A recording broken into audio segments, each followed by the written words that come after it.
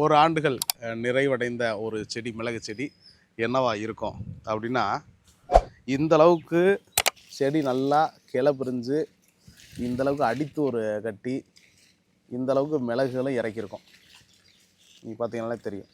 எல்லா பக்கமும் தொடர்ச்சியாக வந்து பூக்களும் காய்களும் வந்துக்கிட்டே தான் இருக்கும். அதே நேரத்தில் பக்க கிளைகளோட எண்ணிக்கை வந்து குறைவாகவும் இருக்கும். அதாவது ஒரே மாதிரி எல்லா செடிகளும் இருக்காது. கிட்டத்தட்ட 80 விழுக்காடு பார்த்தீங்கன்னா ஒரே மாதிரி இருக்கும். நீங்கள் பார்த்தீங்கன்னா தெரியும். இது உங்களுக்கு தண்ணி வந்து அதிகமாக தேங்குகிற இடமா இருந்துச்சுன்னா இது போல் வந்து செடிகள் வந்து உட்காந்து எழுந்திரிக்கும். கொஞ்சம் தேங்காத மேட்டாங்காடாக இருந்தால் ஒரே நிலத்திலே வந்து பார்த்திங்கன்னா இருவேறு விதமாகவும் வந்து இருக்கும். கிட்டத்தட்ட 80 விழுக்காட்டுக்கு மேலே நல்ல சக்ஸஸ் ரேட்டை தரக்கூடியது இந்த செடி மிளகு.